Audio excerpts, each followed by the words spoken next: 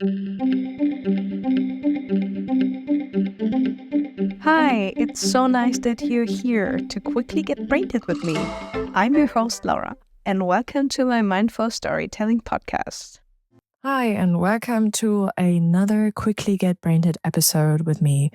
As you know, the format is all about asking questions. It also is there for you. So I'm asking questions for you as well.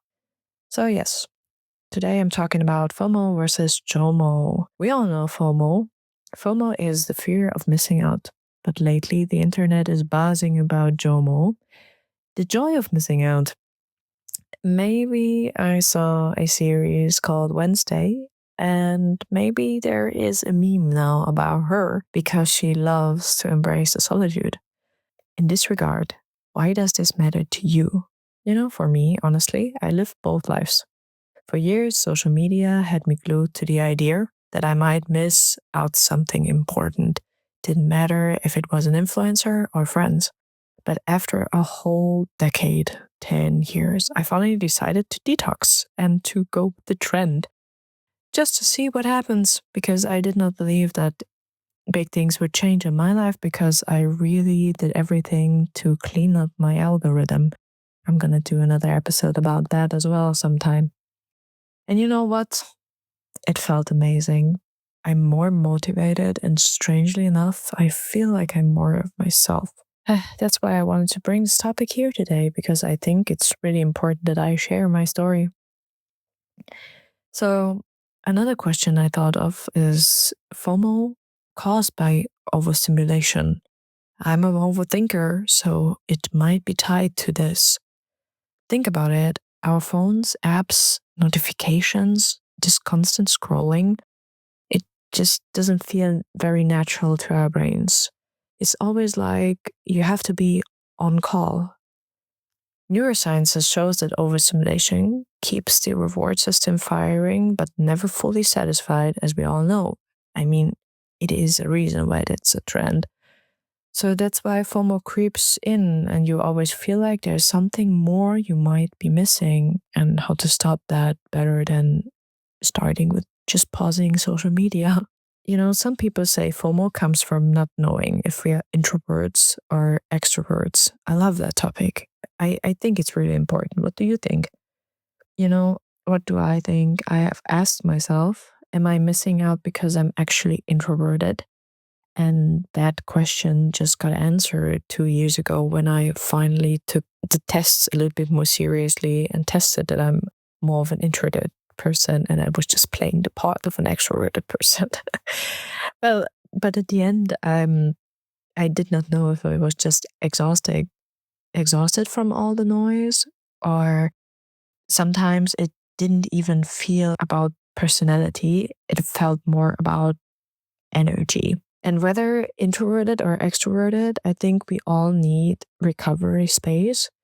And maybe JOMO, this funny trend that is starting, is about reclaiming that space without guilt. You don't feel guilty. And I think that's a big topic. Nobody's talking about the guilt behind FOMO and then behind JOMO. I think it teaches us this. You should or you can enjoy solitude, whether you are introverted or extroverted. The only thing you should know that you have the motivation and I think the courage to test it out and to say, you know what, I know it's tied to a social kind of attitude towards friends, to be connected and to be, is it called reachable all the time? But just have the courage to say no to that for a week and see how it will affect you. Maybe it's working out for the good. So, and this leads me to another question. Does FOMO divide us as a society? It's not just about a question to an individual person like you, but why is it important to us? I ask myself. So I think in some ways, yes, it is kind of a division because FOMO creates so much pressure to perform online, whether to be there everywhere. Even if it's just about business and colleagues, you have to be connected. all the time. And I think this is tied to, of course, the phones. It fuels consumerism, loneliness, because you are just one person behind that phone and behind the profile, and this endless loop of not being enough. And I think this is a big problem because JOMO, on the other hand, though, is almost rebellious. It's choosing presence over performance and how to be more present than being in the moment you are right now, untied from performing and being on your phone.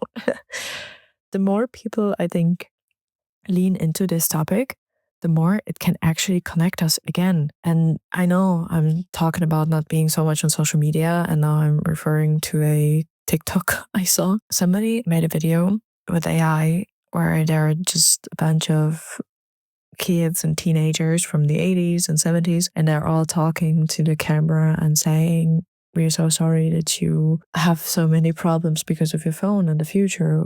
We wish you could be here with us." And it's just the music and the vibe and the color grading and all that about that video. I'm from the 90s, but I had a sensation in my gut. I kind of felt like I was missing out that. I was missing out the old good times. And this is a kind of FOMO as well. Just have to ask yourself, what is your FOMO? I think this is a very important question for everybody, for the whole society. And this is why you're here, maybe, and this is why I'm here. So, another question is, why is this an important topic for all of us and not just individuals? I can't stress this enough. I think FOMO is tied to anxiety, burnout, and loneliness. Well, that's how I experience it. And even though it's supposed to connect us, I think JOMO, on the other hand, helps to regulate our nervous system. And if you look at it more closely, I think it's like an antidote to a constant comparison, especially online. Imagine if more of us could rest in this joy and not always being on and just going offline sometimes. I think that ripple effect would be huge. It's maybe very scary at first, but imagine a society where comparison and FOMO is not a problem anymore. I don't even know anymore how that feels. I mean, like in the old days, even in the 80s, even in the 90s, you had magazines and TV shows. There was always comparison. But now imagine it to a scale that is today, with AI making photos even more unreachable, people more beautiful, more perfect. Perfection and comparison goes hand in hand. Especially with social media, it just spreads information like wildfire. How to protect yourself? You can clean up your algorithm, you can do everything, you can work on self-trust and self-love, but you would always have that information right in front of your eyes, and then go to sleep with it maybe, and sleep about it, dream about it, feeding your anxiety and your overall brain activity to this very intoxicating state of mind being. So, on a personal note, just to close this topic a little bit more, for me, as I mentioned, this became very real after 10 years. I mean, like, I was constantly living with social media and with a lot of different platforms. And then one day, I had a very big low and going into the loop of working on a part-time job and working as a freelancer and just struggling with society and myself, and self-love and self-trust was just not that important anymore to me, which led to constantly being on social media. And then one day I was just, a few months later, now in the summer, I was just waking up from that kind of weird state or dream. And I was just thinking about that. One moment I realized, okay, I need to change something, and how to better change that than to absolutely disconnect myself from social media with not going online. I don't want to delete the apps because I partially work with them, and I still support the idea of being so well globally connected. This is very important. I love it.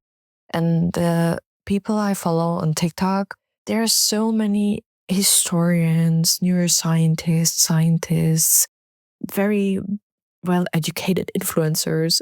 I really mean it if I'm saying I cleaned up my algorithm. But still, it just slips sometimes. You can't control everything that the platforms will show you, even if it's just an advertisement. And I needed to stop that, having that intention being ingrained into my subconscious to always be on my phone, even if I'm working, if I'm on a break and whatever. That just needed to stop.